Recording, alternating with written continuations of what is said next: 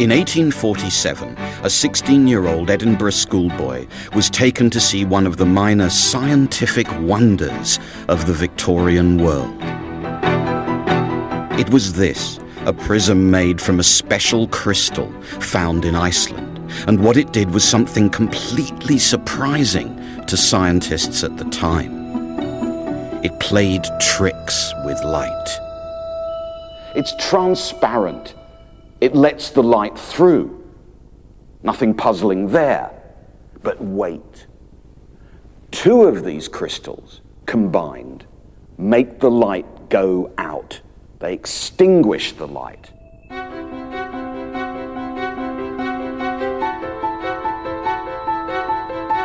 Light seemed to be violating all the known laws of nature.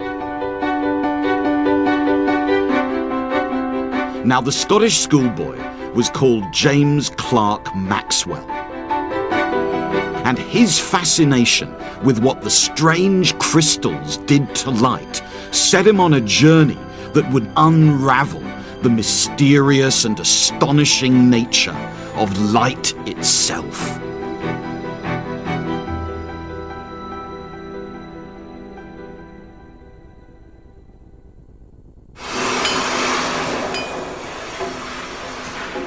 Maxwell lived at a time when Britain was the workshop of the world. Its traders, merchants and engineers dominated the globe. They understood how heat, pressure and sound worked. Its architects could build the most extraordinary structures.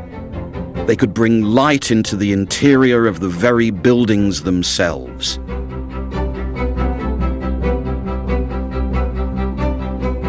Yet light itself baffled them.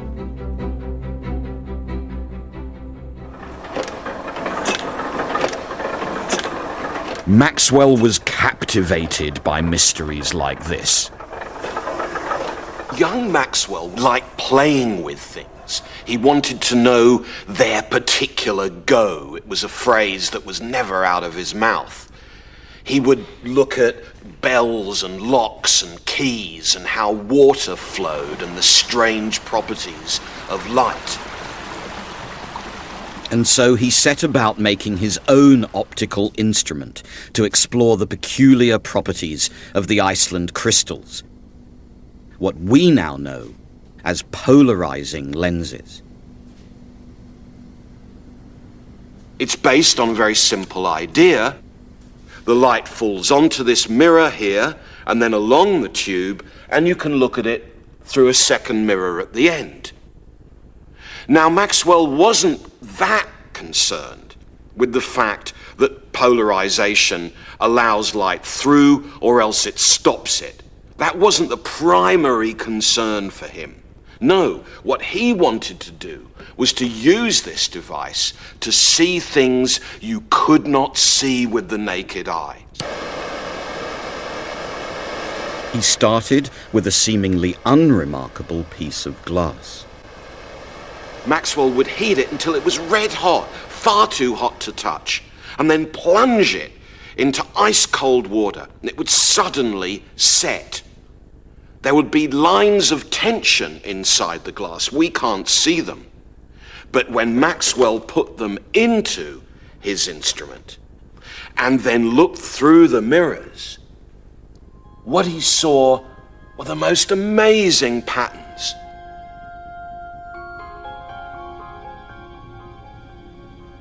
These are frozen stress lines, things you just can't see with the naked eye. But with Maxwell's instrument, these crucial lines of frozen stress become visible and beautiful.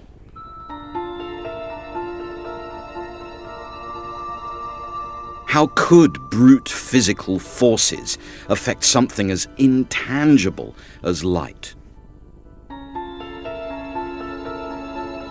And we know just how fascinated he was because we've got here the watercolors that he did himself when young of the colors he could see through his instrument.